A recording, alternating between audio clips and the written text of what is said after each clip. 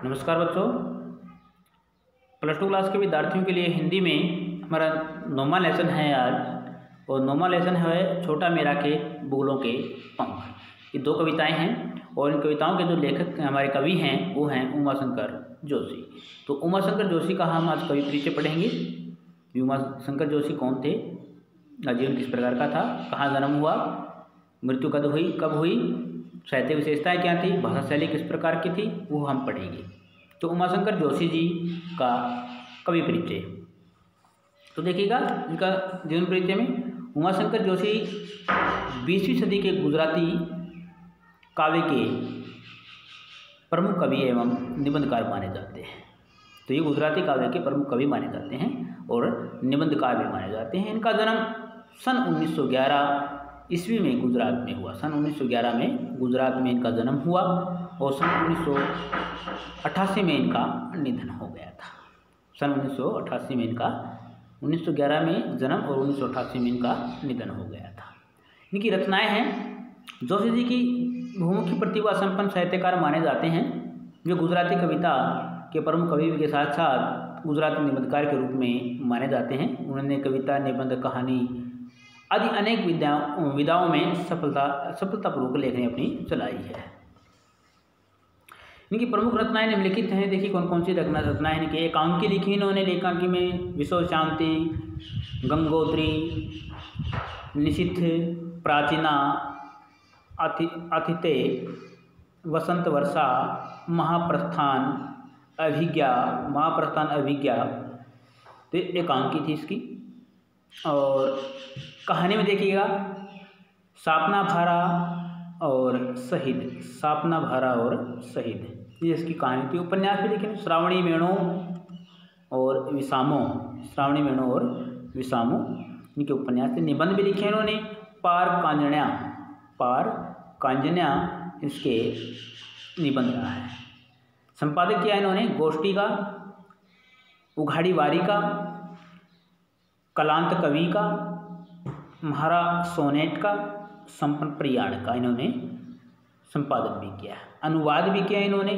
अभिज्ञान शाकुंतलम का, उत्तर रामचरित्र का इन्होंने अनुवाद किया है। और पत्रिका संपादन किया इन्होंने, पत्रिका का संपादन किया है संस्कृति।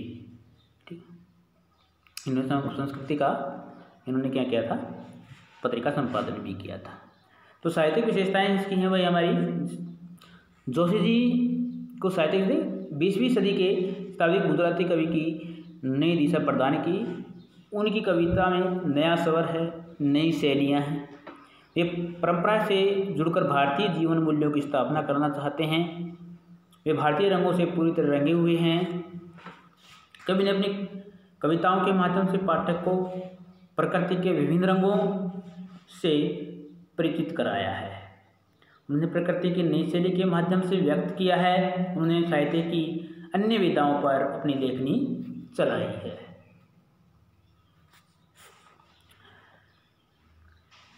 और उन्हें विकसित करने में सहायता प्रदान की है। इसका संबंध भारतीय स्वतंत्रता की लड़ाई से भी रहा है, इसलिए उन विचारों की छाप इन कविता पर स्पष्ट रूप से दिखाई देती है। उन्होंने आज़ादी की लड़ाई के दौरान कई बार जेल यात्रा भी करनी पड़ी थी।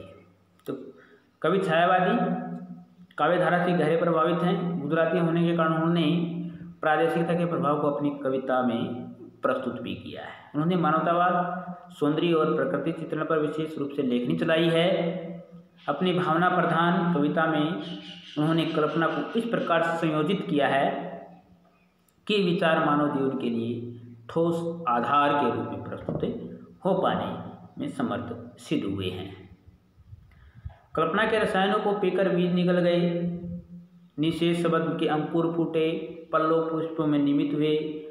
स्पष्ट रूप से उसकी कविता का प्रगतिवादी काव्यधारा पर सीधा प्रभाव डालते हैं।